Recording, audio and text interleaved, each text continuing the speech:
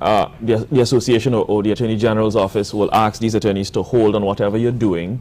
Let us see what is happening here before you continue to go to proceed further in any other matters. Well, I don't imagine that's the nature of it at all at this stage, because from what I saw from the press release, it's that the acting Attorney General has asked internally the Chief State Solicitor, which is within the Office of the Attorney General, for a report. So I guess based on that report, depending on what the outcome of that report is, then you may have recommendations or you may have a request from the Office of the Attorney General to take it to another level for further investigation. So you must have the preliminary information by way of an official report, and I think that's what he's asked for, and I think it's a proper procedure and the correct approach thus far. Does this now cast a light on attorneys? Does it put attorneys under pressure to sit back and, now go back to review to make sure that they have everything in order?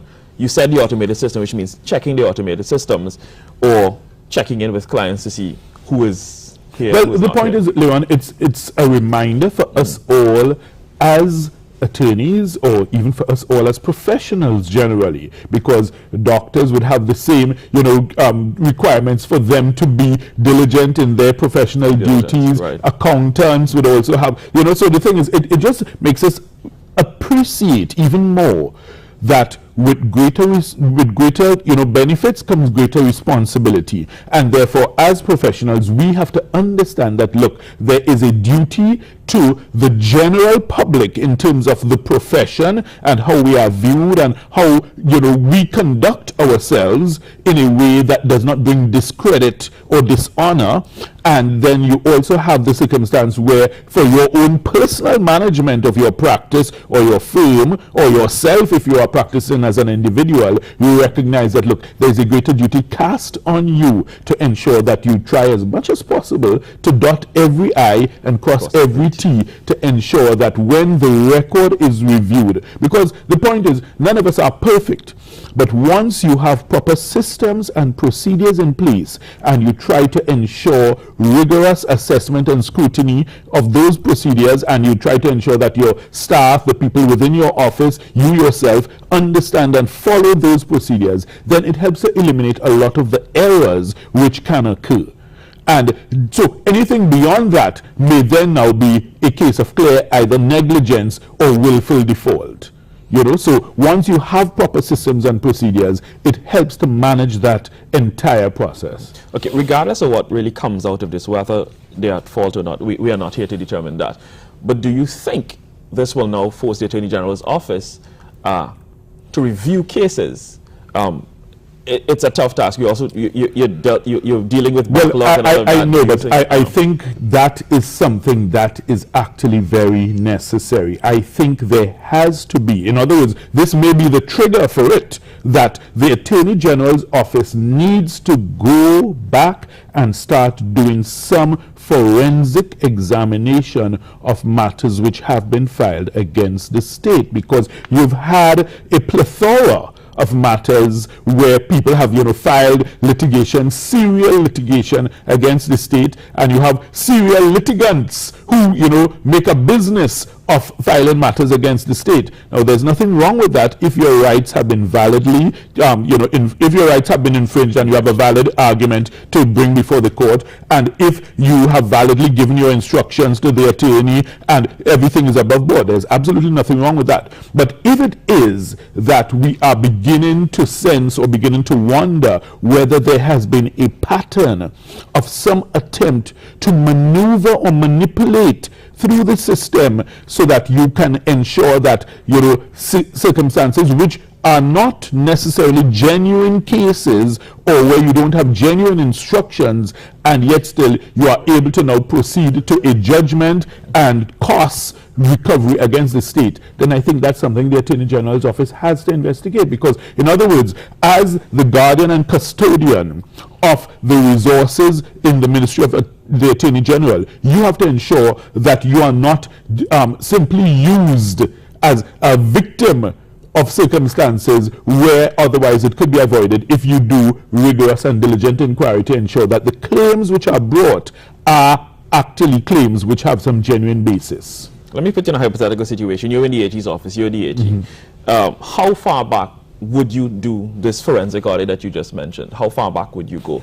Well, I would think that certainly you would want to look at least maybe for the past 10 years or so to see, you know, what has been filed. Because in other words, you don't just want to limit it to a 5-year term, because then it begins to look as if, well, it's just focused on what may have been for the last regime. So therefore, you have to be fair about it. And I would think that if you look at basically the last 2 terms, you know, so you go back at least maybe 10 years and you make an examination and you say, well, look, let us examine these matters to see what has been happening, because that is part of your accountability and due diligence as part of your responsibility for the Ministry of Attorney General. You have to account for how the monies of the state are being used and expended in litigation. And this would also go towards some of the very high profile litigation that has occurred. And then of course it then goes to the question of attorneys' fees and what has been charged, what has been paid. Then you look to see whether we've been getting value for money, because I think the public has very justifiable concerns in that regard. And we as attorneys cannot seek to sweep this under the carpet and say, well, you know, you must not call the names of the persons who've been paid, you must not reveal their identities. I don't agree with that, because at the end of the day, this is the public's money. You know, I think that it has to be publicly indicated, well, look, hey, we've retained these people, we've paid them this is taxpayers' money. We can't, you know, seek to shroud it and have it, you know, hidden away from the public. Justice must never be a cloistered virtue. We know that. And the point is, in the administration of justice, we also require that level of transparency. And that, I think, would be to the benefit of the public and even to the profession, because it would mean greater self-policing. So in other words, I would think that we have to move to a system where, if it is that the Attorney General's office, you know, briefs private attorneys, say for instance, after every quarter, there should be a report published that, look, hey, these attorneys were briefed in these matters, the fee and brief was this amount, right, and this is the progress of the matter. Because, in other words, that lends itself to greater self-scrutiny, greater self-policing,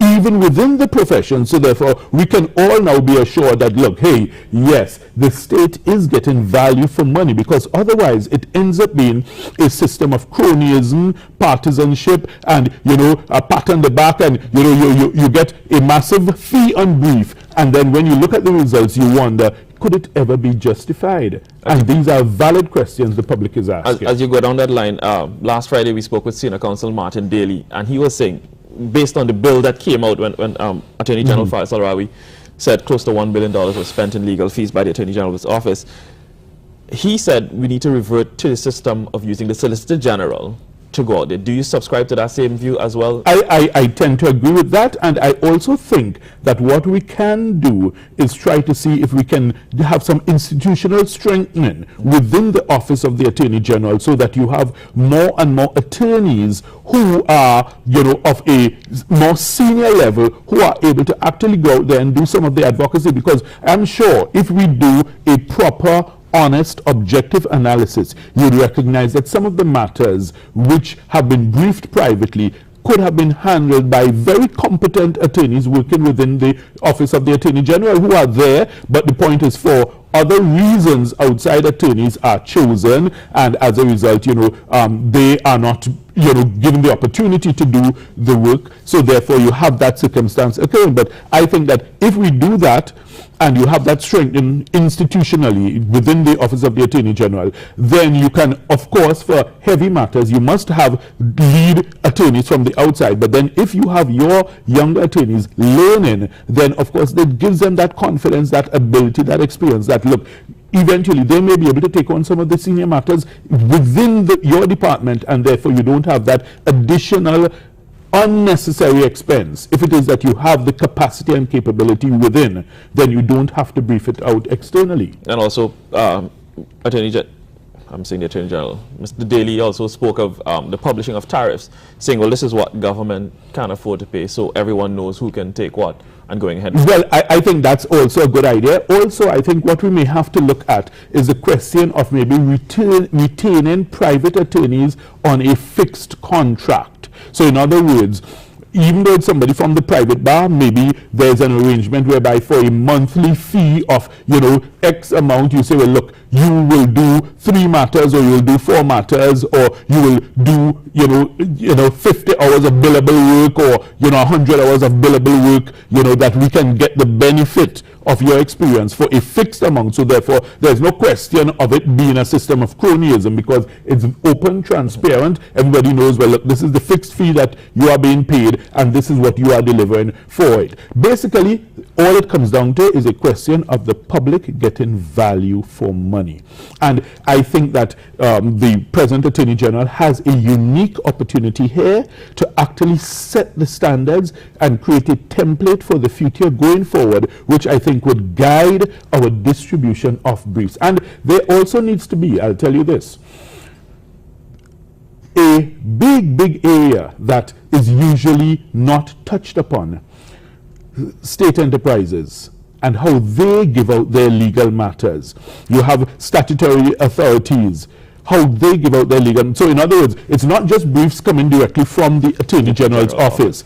A large legal bill that the state foots is through the state enterprises, where you may have a board and you may have persons who are favored by the board, and those persons receive legal briefs, and none of that is reported when the Attorney General gives his report, because he's given from what briefs that have emanated from his office. So that is a major thing. When you think of so many companies, NGC, Petrotrin, NP, Caribbean Airlines, and you think of WASA, all these state authorities and statutory bodies, and you think Port Authority, and you think of all of them, TN Tech, and what their legal bill is, then these are questions I think we must also look at. We must examine it and see what has been happening, because the public is going to continue to ask questions unless we give them answers. Another thing that we must look at is the Tobago House of Assembly. Nobody seems to be talking about that. What is the legal bill that the Tobago House of Assembly has been incurring over the years? Who has it been going to? We have to have persons standing up and asking these questions. The THA has been an entity that, for a large part, you recall the Auditor General's reports, the Auditor General has been frustrated by the lack of proper transparency and accountability by the THA. And I would ask today, if we do nothing else, apart from looking at the question of the state enterprises, that we also look at the Tobago House of Assembly, ask some hard and searching questions of them. Where has been their legal expenditure? Where is it going? What is it amounting to? The Tobago House of Assembly has been acquiring massive estates in Tobago. When you think of the conveyancing fees for those estates, ask yourselves, where are those fees going? What are the bills? Who is paying them? Where is that money going? We must start asking those questions and tracing those monies. To start asking those questions and tracing monies, it requires spending money to get this done. Yes, but you see, the point is, Leon, we must at some point draw a line in the sand and say, hey, listen, we are taking a new step forward. Because if we forever say, well, it's too difficult a task, it's, too onerous, and all of that is history, then we will never change things. Because what has happened is, Trinidad and Tobago, we've been locked basically in a 5-year revolving door syndrome. In other words, you change governments every 5 years, and the new government accuses the previous regime of all manner of ills, and then when they are out of office, you just reverse the rules. And the public is caught up in this forever, and we are making no progress as a nation. You look at other civilized nations in the world, and you recognize that, look, the people have decided, hey, listen, we are not going to allow our politicians to play games like that with us. And in many other countries, you look at Barbados, for example. Look at the tough economic times Barbados is going through. But yet still, the people of Barbados have been able to rally and say, hey, listen, we are going to ensure that we put Barbados first. in Trinidad and Tobago, nobody puts TNT first. All you have is politicians who put their political party and the interests of the political party first. That's why I was very heartened by our new Prime Minister, Dr. Rowley, saying that, look, you know, this is a government for Trinidad and Tobago. So we are hoping that they live up to that ideal, because we need to make that change. We need to see a difference whereby you are ruling for the country and not for your party. Mr. George, we're going to have to leave it there. Thank you Always very a much. pleasure. Pleasure having you here. That's Have a Attorney great at Law morning. Martin George. Stay with us. Good Morning Trinidad and Tobago returns after these messages.